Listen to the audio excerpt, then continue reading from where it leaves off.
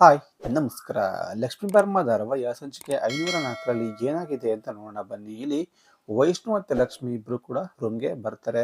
ಬಂದ ತಕ್ಷಣ ಇಲ್ಲಿ ವೈಷ್ಣವ್ ತಪ್ಕೊಂಡು ಹೇಳ್ತಾ ಇರ್ತಾನೆ, ಲಕ್ಷ್ಮಿ ಅವರೇ, ನೀವಿಲ್ದೆ ನಮಗೆ ಯಾವ ರೀತಿ ಆಗಿತ್ತು ಅಂತಂದ್ರೆ ತಿಳಿನೀರಲ್ಲಿ ಕಲ್ಲು ಹಾಕೋ ರೀತಿ ಆಗ್ತಾ ಇತ್ತು. ನಾನು ಯಾರೋ ಒಂದು ಮನ್ಸನ್ನ ಕಿವುಚೋ ರೀತಿ ಆಗ್ತಾ ಇತ್ತು, ಅಷ್ಟು ನೋವು ಆಗ್ತಾ ಇತ್ತು ಅಂತೆಲ್ಲ ಹೇಳ್ತಾ ಇರ್ತಾನೆ. ಅದೇ ರೀತಿ ಅವಳು ಕೂಡ ನೋಡ್ತಾ ತುಂಬಾ ಅಳ್ತಾ ಇರ್ತಾಳೆ. ಅದೇ ರೀತಿ ಅವನು ಕೂಡ ಅಳ್ತಾ ಇರ್ತಾನೆ. ವೈಷ್ಣವ್ ಮತ್ತೆ ಹೇಳ್ತಾನೆ, ಮಹಾಲಕ್ಷ್ಮಿ ಅವರೇ, ನನ್ನ ಲೈಫಲ್ಲಿ ಬೆಸ್ಟ್ ಸರ್ಪ್ರೈಸ್ ಅಂದರೆ ಇದು ಬಿಟ್ಟರೆ ಬೇರೆ ಯಾವುದು ಕೂಡ ಆಗಲಿಕ್ಕೆ ಸಾಧ್ಯನೇ ಇಲ್ಲ ಅಂತೆಲ್ಲ ಹೇಳ್ತಾ ಇರ್ತಾನೆ. ಯಾಕಂದರೆ ಅಕಸ್ಮಾತ್ ನೀವೇನಾದ್ರು ಬಂದಿಲ್ಲ ಅಂದರೆ ನಾನು ಏನಾಗ್ತಿದ್ದೆ ನಂಗೆ ಗೊತ್ತಿಲ್ಲ ಅಂತೆಲ್ಲ ವೈಷ್ಣವ್ ಹೇಳ್ತಾ ಇರ್ತಾನೆ. ಲಕ್ಷ್ಮಿ ಮತ್ತೆ ಹೇಳ್ತಾಳೆ, ನನಗೂ ಹಂಗೆ ಅನ್ಸ್ಬಿಟ್ಟಿತ್ತು. ಯಾಕಂದರೆ ಎಲ್ಲ ಮುಗ್ದೇ ಹೋಯ್ತು ಅವತ್ತು ಅಂದ್ಕೊಂಡು ಆ ರೀತಿ ಆಗಿತ್ತು. ನಾನು ಒಂದು ಮಾತು ಹೇಳಿದ್ದೆ, ನಿಮಗೆ ನೆನಪಿದೆಯಾ? ನಿಮ್ಮನ್ನು ಬಿಟ್ಟು ನಾನು ಎಂದೂ ಬದುಕೋದಿಲ್ಲ ಅಂತ ಹೇಳಿದ್ದೆ.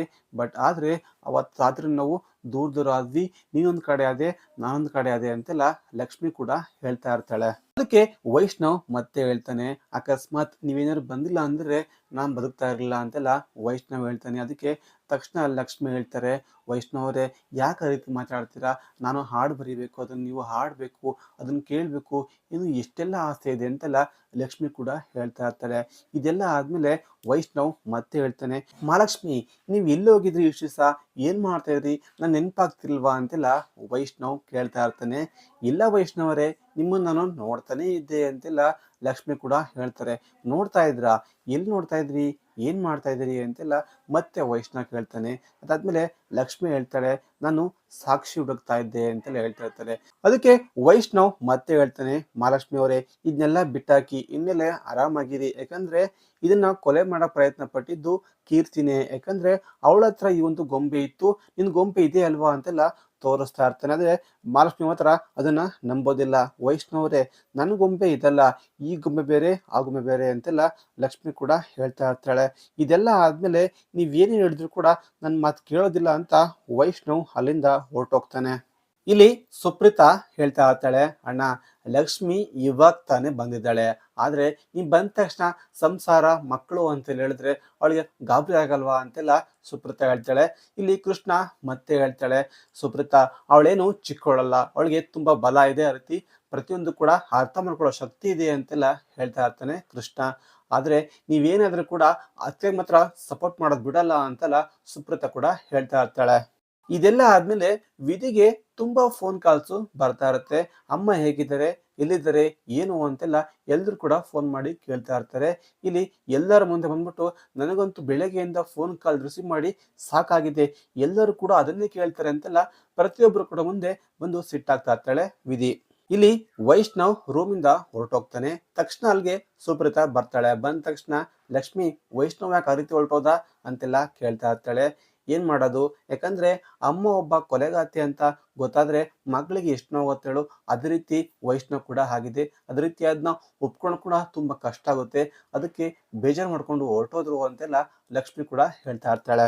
ಇಲ್ಲಿ ಕಾವೇರಿನ ಚಿಂಗಾರಿ ಮೀಟ್ ಮಾಡ್ಲಿಕ್ಕೆ ಅಂತ ಬಂದಿರ್ತಾಳೆ. ಏ ಚಿಂಗಾರಿ, ಏನಕ್ಕೆ ಆ ರೀತಿ ನೋಡ್ತೀಯಾ ಅಂತೆಲ್ಲ ಕೇಳ್ತಾ ಇರ್ತಾಳೆ. ನಾನು ಹೇಳೋ ಕೆಲಸ ಫಸ್ಟ್ ಮಾಡು ಅಂತೆಲ್ಲ ಹೇಳ್ತಾ ಇರ್ತಾಳೆ. ಯಾಕಂದ್ರೆ ನೀನೀಗ ಆ ಗಿರ್ಜಾ ಎಲ್ಲಿದ್ದಾಳೆ ಅಂತ ಹುಡುಕ್ಲೇಬೇಕು ಅಂತೆಲ್ಲ ಹೇಳ್ತಾ ಇರ್ತಾಳೆ. ಮೇಡಮ್, ನೀವು ಒಂದು ಚಾನ್ಸ್ ಕೊಡಿ ಮೇಡಮ್, ಅವಳು ಎಲ್ಲೇ ಇದ್ರೂ ಕೂಡ ಬಿಡೋದಿಲ್ಲ ಅಂತೆಲ್ಲ ಚಿಂಗಾರಿ ಕೂಡ ಹೇಳ್ತಾ ಇರ್ತಾಳೆ. ಫಸ್ಟು ಆ ಕೆಲಸ ಮಾಡು, ಆಮೇಲೆ ನೀನು ನೆಕ್ಸ್ಟ್ ಏನು ಕೆಲಸ ಅಂತ ಹೇಳ್ತೀನಿ ಅಂತೆಲ್ಲ ಕಾವೇರಿ ಕೂಡ ಹೇಳ್ತಾ ಇರ್ತಾಳೆ. ಇಲ್ಲಿ ಜೈಲಲ್ಲಿ ಇಲ್ಲಿ ವೈಷ್ಣವ್ ರೂಮಿಂದ ಹೊರಗೆ ಬರ್ತಾನೆ. ಬಂದ ತಕ್ಷಣ ವಿಧಿ ಕೂಡ ಬರ್ತಾಳೆ. ವೆಲ್ಕಮ್ ಮಾಡ್ಕೊಂಡ ಹೆಂಡ್ತಿನ ಅಂತೆಲ್ಲ ಕೇಳ್ತಾ ಇರ್ತಾಳೆ. ಈಗ ಪ್ರತಿಯೊಬ್ಬರು ಕೂಡ ಪಾರ್ಟಿ ಕೊಟ್ಬಿಡು, ಹೆಂಡ್ತಿ ಬಂದ್ಬಿಟ್ಲು ಅಂತೆಲ್ಲ ಹೇಳ್ತಾ ಇರ್ತಾಳೆ. ಅದಕ್ಕೆ ವೈಷ್ಣವ್ಗೆ ತುಂಬಾ ಸಿಟ್ಟು ಬರುತ್ತೆ. ವಿಧಿ, ಸುಮ್ಮನೆ ಇರು, ನನ್ನ ಮೈಂಡ್ ಸರಿ ಇಲ್ಲ ಅಂತೆಲ್ಲ ಹೇಳ್ತಾ ಇರ್ತಾಳೆ. ನಾನು ಹೇಳಿದ್ರೆ ನನಗೆ ಆ ರೀತಿ ಆಗುತ್ತೆ, ಆದರೆ ನಿನ್ನ ಹೆಂಡ್ತಿ ಅಮ್ಮನ ಮೇಲೆ ಇಲ್ಲದೆ ಇರೋ ಕಂಪ್ಲೇಂಟ್ ಮಾಡ್ಬೇಕಾದ್ರೆ ಸುಮ್ಮನೆ ಇದ್ದೆ ಅಂತೆಲ್ಲ ವಿಧಿ ಕೂಡ ಹೇಳ್ತಾ ಇರ್ತಾಳೆ. ತಕ್ಷಣ ಪ್ರತಿಯೊಬ್ಬರು ಕೂಡ ಅಲ್ಲಿಗೆ ಬರ್ತಾರೆ. ಬಂದ ತಕ್ಷಣ, ವಿಧಿ, ನೀನು ಸುಮ್ಮನೆ ಇರು ಅಂತ ಕೃಷ್ಣ ಕೂಡ ಹೇಳ್ತಾನೆ. ಇಲ್ಲ ಇಲ್ಲ, ಎಲ್ಲರೂ ಕೂಡ ಇದೇ ರೀತಿ ನನ್ನ ಬಾಯಿ ಮುಚ್ಚಿಸಿ ಸುಮ್ಮನೆ ಆಗ್ತೀರಾ, ಆದರೆ ನಮ್ಮ ಕಷ್ಟ ಯಾರು ಕೂಡ ಅರ್ಥ ಮಾಡ್ಕೊಳೋದಿಲ್ಲ ಅಂತೆಲ್ಲ ಇಲ್ಲಿ ವಿಧಿ ಕೂಡ ಪ್ರತಿಯೊಬ್ಬರು ಕೂಡ ಮುಂದೆ ಹೇಳ್ತಾ ಇರ್ತಾಳೆ. ಸುಪ್ರೀತಾ ಮತ್ತೆ ಹೇಳ್ತಾಳೆ, ಹೌದು, ಅದಕ್ಕೆ ಅಪರಾಧಿನೇ, ಅವ್ರಿಗೆ ಶಿಕ್ಷೆ ಆಗ್ಲೇಬೇಕು ಅಂತೆಲ್ಲ ಹೇಳ್ತಾ ಇರ್ತಾಳೆ. ಅದಾದ್ಮೇಲೆ ಕೃಷ್ಣ ಮಾತ್ರ ಸುಮ್ಮನೆ ಇರೋದಿಲ್ಲ. ಸುಬ್ರತಾ, ನೀನ್ ಸುಮ್ಮನೆ ಇರು, ಇನ್ನು ತನಿಖೆ ಆಗ್ತಾ ಇದೆ ಅದ್ರ ಬಗ್ಗೆ, ಅವಾಗ್ಲೂ ನೀನು ಅಪರಾಧಿ ಅಂತ ಯಾವ ರೀತಿ ಹೇಳ್ತೀಯಾ ಅಂತೆಲ್ಲ ಕೃಷ್ಣ ಕೂಡ ಹೇಳ್ತಾ ಇರ್ತಾನೆ. ವಿಧಿ ಮತ್ತೆ ಹೇಳ್ತಾಳೆ, ಅಣ್ಣ ಏನ್ ಮಾಡ್ತಾನೆ ನಂಗೆ ಗೊತ್ತಿಲ್ಲ, ಆದ್ರೆ ಅಮ್ಮ ಮಾತ್ರ ನಿರಪರಾಧಿ ಅಂತ ಪ್ರೂವ್ ಆಗ್ಲೇಬೇಕು ಅಂತೆಲ್ಲ ಹೇಳ್ತಾ ಇರ್ತಾಳೆ. ಅದಕ್ಕೆ ಸುಬ್ರತಾ, ಅದೇಗಾಗುತ್ತೆ, ಕೊಲೆ ಮಾಡಿದ್ರೆ ಶಿಕ್ಷೆ ಹಾಗೆ ಆಗುತ್ತೆ ಅಂತೆಲ್ಲ ಸುಬ್ರತಾ ಕೂಡ ಹೇಳ್ತಾ ಇರ್ತಾಳೆ. ಇಲ್ಲಿ ಕೀರ್ತಿ ರೂಮಲ್ಲಿ ಮಲಗಿರ್ತಾಳೆ. ಆದ್ರೆ ಮಲ್ಕೊಂಡು ಅವಳೇನೋ ಒಂದು ಕನಸಲ್ಲಿ ಕನ್ವರ್ಕೆ ಮಾಡ್ತಾ ಇರ್ತಾಳೆ. ಆದ್ರೆ ಅವರಮ್ಮ ಮಾತ್ರ, ಕೀರ್ತಿ ನೀನು ಎಷ್ಟು ಚಿಕ್ಕವಳಾಗಿದ್ರು ಎಷ್ಟು ದೊಡ್ಡ ಹೋರಾಟಕ್ಕೆ ಕೈ ಹಾಕಿದ್ಯಮ್ಮ ಅಂತೆಲ್ಲ ಅವಳು ಕೂಡ ಮನಸ್ಸಲ್ಲಿ ಅಂದ್ಕೊಂಡು ಅವಳನ್ನ ನೋಡ್ತಾ ಇರ್ತಾಳೆ. ಆದ್ರೆ ಕೀರ್ತಿ ಮಾತ್ರ ಕನಸಲ್ಲಿ ಏನೋ ಒಂದು ಕನ್ವರ್ಕೆ ಮಾಡ್ತಾ ಇರ್ತಾಳೆ. ಈ ವಿಧಿ ಮಾತ್ರ ಸುಮ್ಮನೆ ಇರೋದಿಲ್ಲ. ಇದೆಲ್ಲ ಆಗಿದ್ದು ಈ ದರಿದ್ರ ಲಕ್ಷ್ಮಿಯಿಂದಲೇ ಆಗಿದ್ದು. ಯಾಕಂದ್ರೆ ನೀನ್ ಸತ್ತೋಗಿದ್ದಾಗ ನಾನು ನಾಲ್ಕನಿ ಕಣ್ಣೀರ್ ಹಾಕಿ ಸುಮ್ಮನೆ ಆಗಿದ್ದೆ, ಈಗ ಬಂದ್ಬಿಟ್ಟು ಅಮ್ಮನ ಜೈಲಿಗೆ ಕಳಿಸಿದ್ದೆ, ಈ ರೀತಿಯಲ್ಲಿ ಆಗ್ಲಿಕ್ಕೆ ಕಾರಣ ನೀನೇ ಅಂತೆಲ್ಲ ವಿಧಿ ಕೂಡ ಹೇಳ್ತಾ ಇರ್ತಾಳೆ. ಇದನ್ನೆಲ್ಲ ಕೇಳಿಸ್ಕೊಂಡು ವೈಷ್ಣವ್ಗೆ ತುಂಬಾ ಸಿಟ್ಟು ಬರುತ್ತೆ. ವಿಧಿ, ನೀನ್ ಸುಮ್ಮನೆ ಇದ್ದ ಸರಿ, ಇಲ್ಲ ಅಂದ್ರೆ ಅಂತೆಲ್ಲ ಕೈ ಮಾಡ್ಲಿಕ್ಕೆ ಅಂತ ಕೈ ಇರ್ತಾನೆ. ಇಷ್ಟೆಲ್ಲ ಆದ್ಮೇಲೆ ವಿಧಿ ಮತ್ತೆ ಹೇಳ್ತಾಳೆ, ಅಮ್ಮ ಜೈಲಿಗೆ ಹೋಗಕ್ಕೆ ನೀನೇ ಕಾರಣ, ನಿನ್ನಿಂದಲೇ ಆಗಿದ್ದು ಅಂತೆಲ್ಲ ಮತ್ತೆ ಹೇಳಲಿಕ್ಕೆ ಶುರು ಮಾಡ್ತಾಳೆ. ಯಾಕಂದ್ರೆ ನಿನ್ನನ್ನ ನಂಬಿರ್ತಕ್ಕಂಥ ಹೆಣ್ಮಕ್ಳಿಗೆ ಯಾರಿಗೂ ಕೂಡ ನೆಮ್ಮದಿ ಇಲ್ಲ. ಕೀರ್ತಿ ಆಗಿರ್ಬೋದು, ಅಮ್ಮ ಆಗಿರ್ಬೋದು, ಲಕ್ಷ್ಮಿ ಆಗಿರ್ಬೋದು, ಅದೇ ರೀತಿ ನನ್ನ ಸೇರಿಸ್ಕೊಂಡು ಹೇಳ್ತಾ ಇದ್ದೀನಿ, ಯಾರಿಂದಲೂ ಕೂಡ ನೆಮ್ಮದಿ ಇಲ್ಲ ಅಂತೆಲ್ಲ ಹೇಳ್ತಾ ಇರ್ತಾಳೆ.